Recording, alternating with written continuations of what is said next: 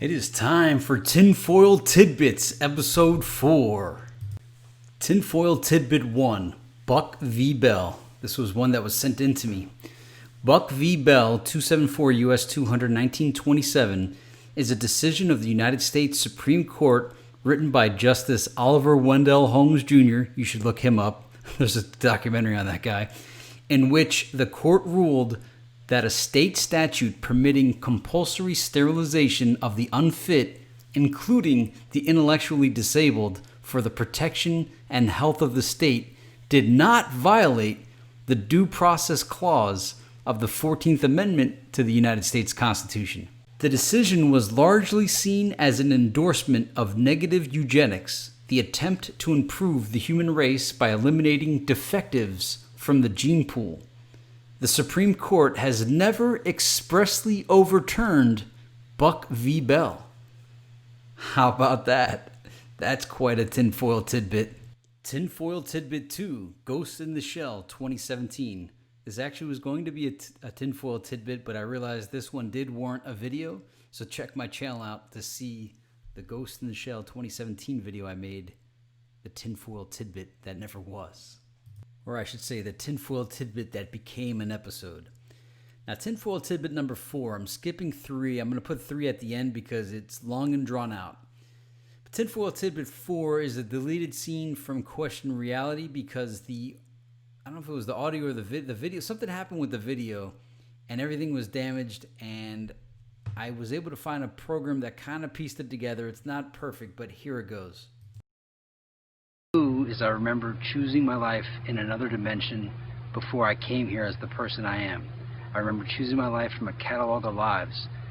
They showed me the life I have now. The description was, you will bring a concept to the planet that will change the way people see reality. I asked them what the bad parts were. They said this, and this are going to happen. It wasn't that bad.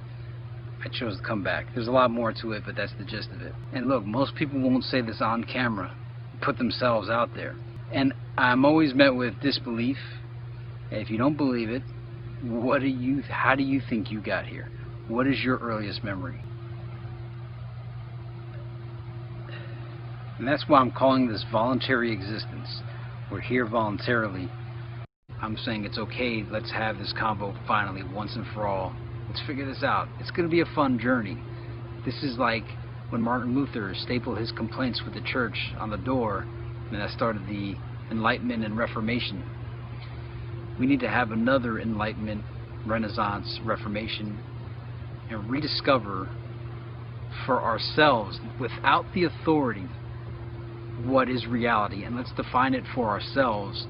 Not let the school define it for us, not let the media define it for us, not let the government define it for us. We define reality through our own observations. And so Westworld, The Matrix, and other shows are begging the question. They're beating around the bush, trying to stop us. Tiptoes, to me, are the replicator from Star Trek. It's the thing that makes all... Basically, it's going to destroy the economy because you'll be able to produce anything you want. You could create anything. But no one's talking about that aspect. They're talking about printing these simplistic 3D objects, or scaring you, saying that people could print guns and shoot you.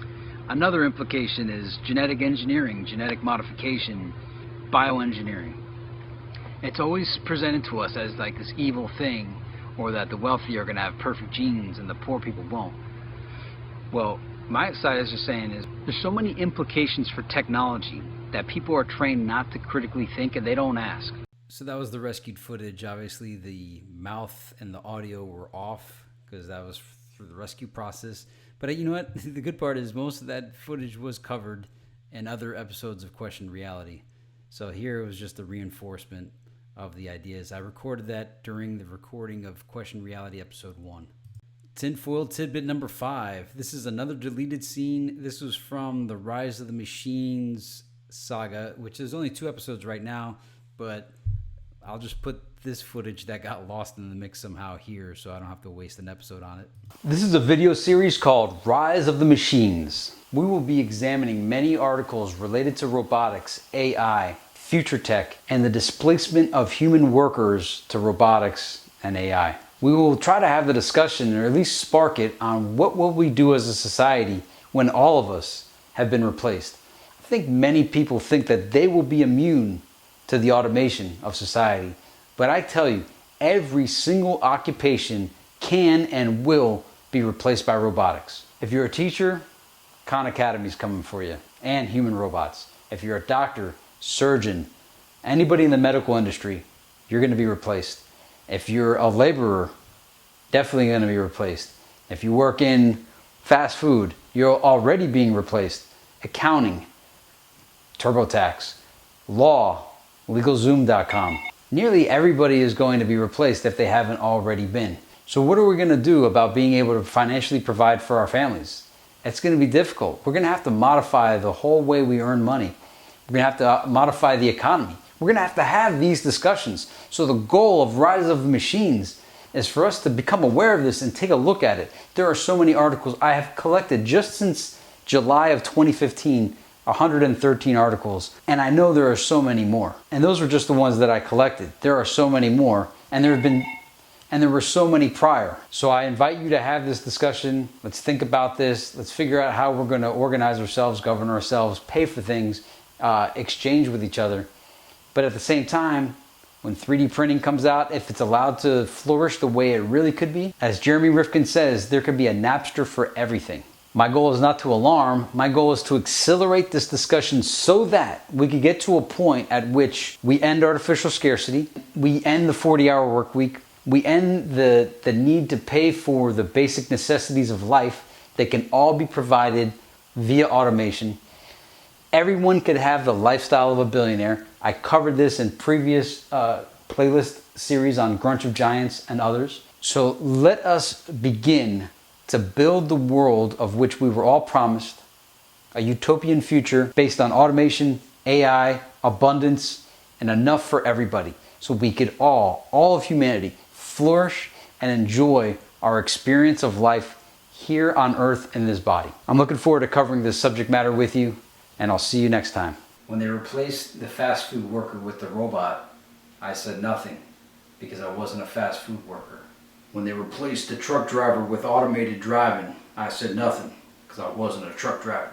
Here's a tinfoil tidbit that I got from watching a Jordan Maxwell video. Hollywood is based on the holly tree, the Hollywood of druids, magic wands, Merlin.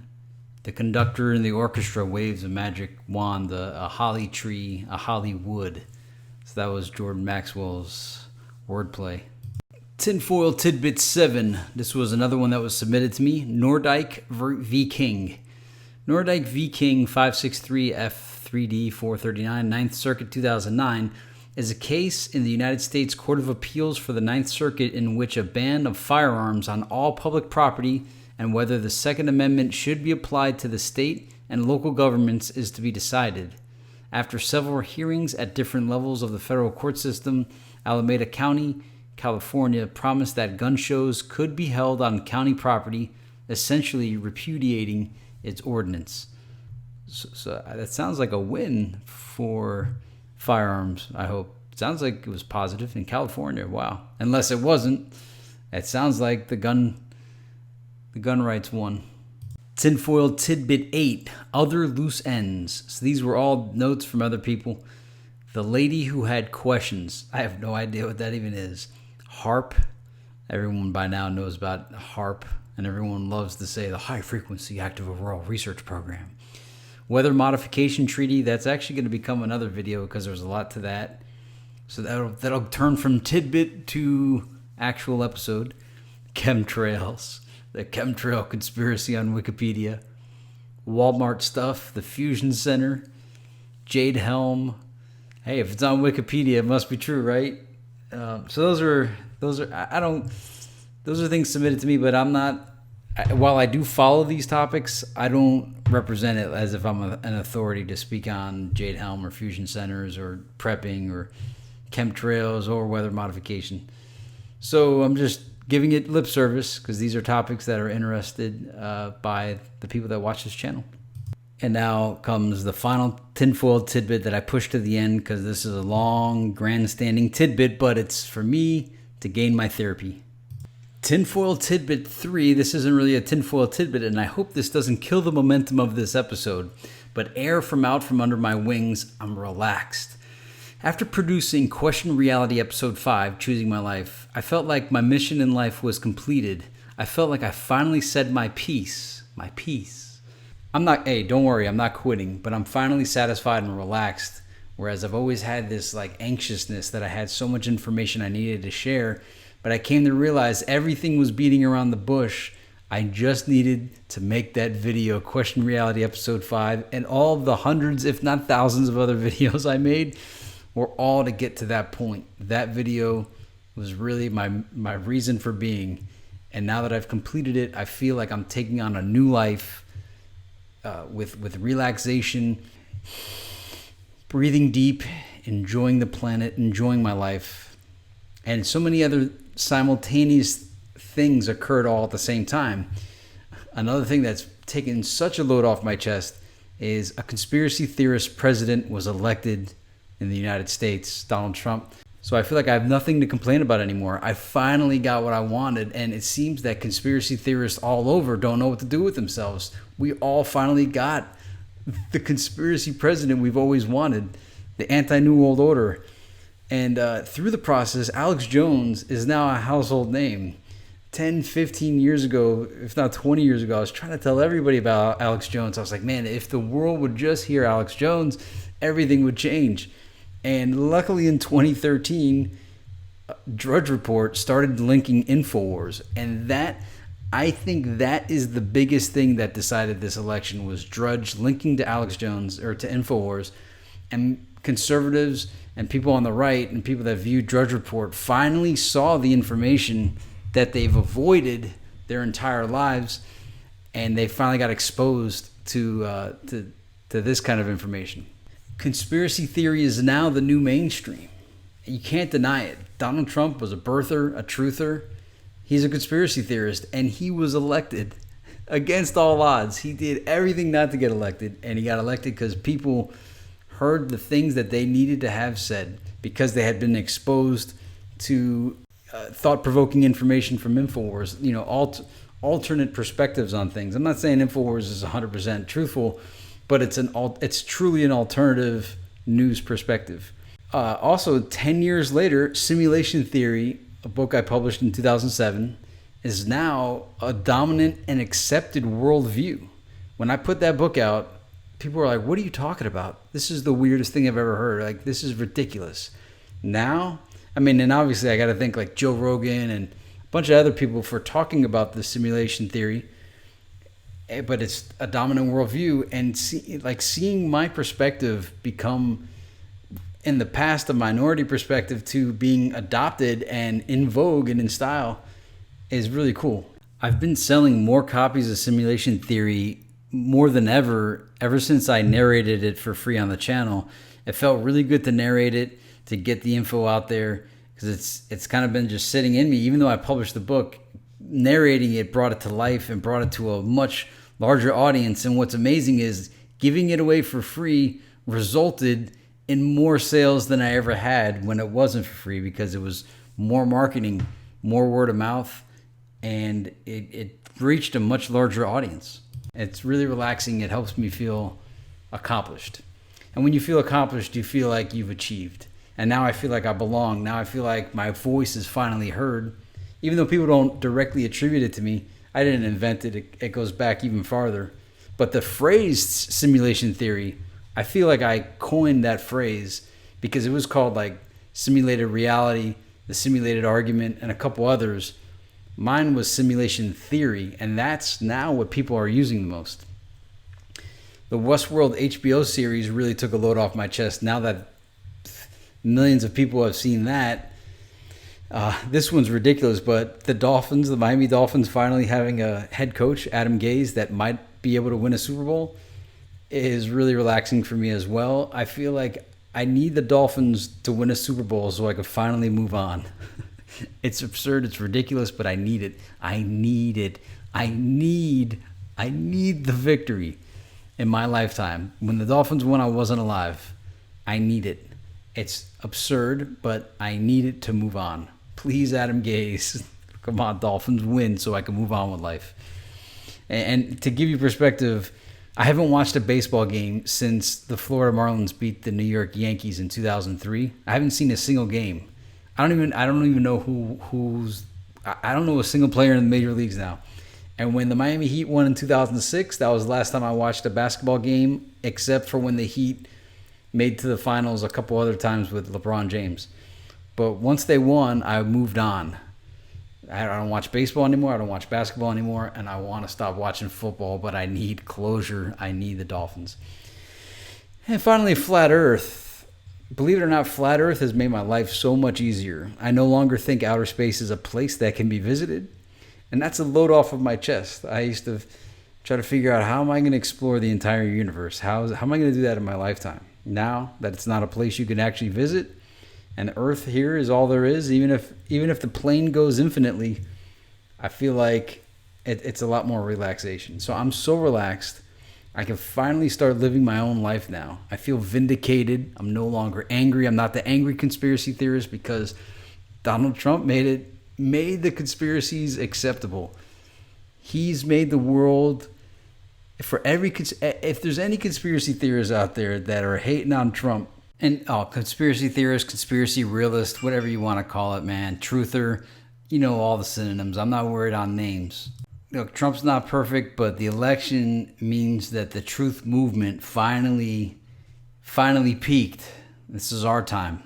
Shows that the conspiracy theory worldview is now the dominant force in America. But hey, whatever. The election's over. Trump's president. I'm not trying to sell you on Trump. I'm trying to just explain that a tremendous peace came over me. A load was taken off my shoulders. I feel that things are finally turning around the right way. The right way meaning truth is now winning elections. Truth is being spoken, it's being heard, it's not being silenced. The communication's happening. This is really a transition. I've realized now that everyone is aware now of conspiracy topics and things of that nature. So I don't feel like it's all bottled up, like I'm the only person in the world that knows. Everybody knows now. And that's very relaxing for me. It takes a lot of stress off me, and I can finally go about my life and not worry about saving the world anymore. It's really nice. And granted, it's a mindset that's it's probably a psychological thing, feeling that you got to save the world. But I did, and I think every other truther feels the same way. But now that things went our way, it's not about not staying vigilant, but I'm enjoying the moment. I'm breathing. I'm smiling. I'm happy. Everything went my way. The election, simulation theory, hopefully the Miami Dolphins, flat Earth. It seems the whole world is awake now. This is a time to smile and rejoice and be thankful and happy. You're allowed to, finally. That's all I ever wanted. There's just people to be awake. And I think they are now. I think the time that we've all said would come someday is finally here. I could be wrong, but I don't know. I think people are pretty awake. So that's Tinfoil Tidbits, episode 4. I'm a relaxed guy.